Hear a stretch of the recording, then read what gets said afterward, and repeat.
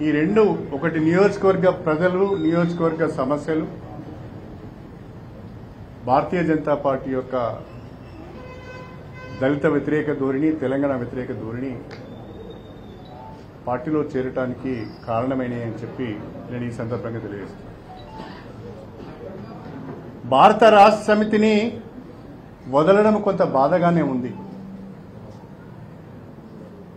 కేసీఆర్ గారి పట్ల నాకు గౌరవం కూడా ఉంది. భారత రాష్ట్ర సమితి అవకాశాలు ఇచ్చింది. ఆ అవకాశాలు నాకు తెలిసిన కాడికి నేను సద్వినియోగం చేసుకున్నాను తప్ప దుర్వినియోగం చేసుకోలేదు. ప్రత్యేకంగా కేసీఆర్ గారి పైన నేను ఏ రకమైన విమర్శలు చేయదలుచుకోలేదు. కాకపోతే చాలామంది పార్టీలు మారుతున్నారు. అనేక వాళ్ళు చెప్పే కారణాలు, నేను చెప్పే కారణాలు కొందరికి నచ్చవచ్చు, నచ్చకపోవచ్చు. చాలామంది పార్టీలు మారుతున్నారు. పార్టీలు మారిన ఎవరిపైన కూడా పార్టీ అంత తీవ్ర స్థాయిలో స్పందించలేదు.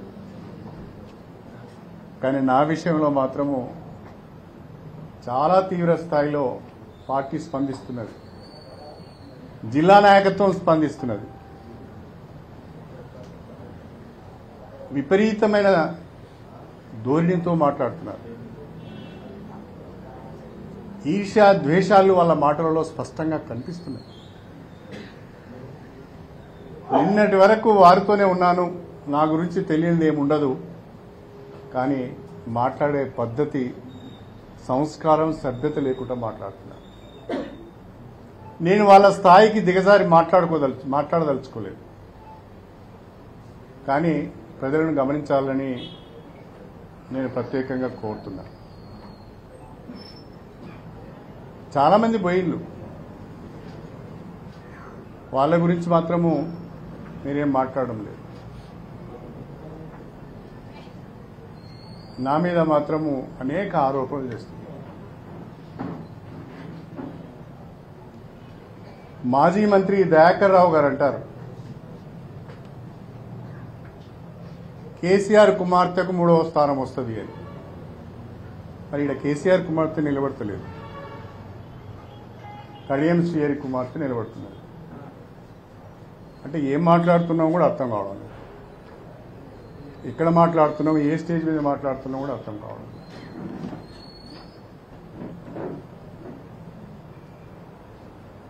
దయాకర్ రావు గారు ఒకటి గుర్తుపెట్టుకోవాలి. మీరు మాట్లాడిన భాష నేను మాట్లాడను, కానీ 100 కోట్ల రూపాయలు ఖర్చు పెట్టి పాలకుర్తి నియోజకవర్గంలో పనులు చేస్తే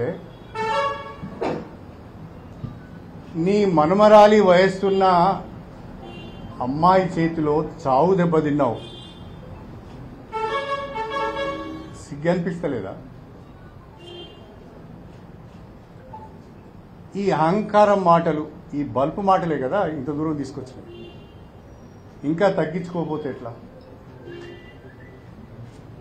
తగ్గించుకోవాలి. ఎందుకు నేను ఓడిపోయినానని సమీక్ష చేసుకోవాలి. వాళ్ళకి ఇంకో కోపం కూడా ఉన్నది నా మీద. నీ మేమందరం ఓడిపోయిన వాడు ఒక్కడు గెలిచిండు అనేది కూడా ఉంది.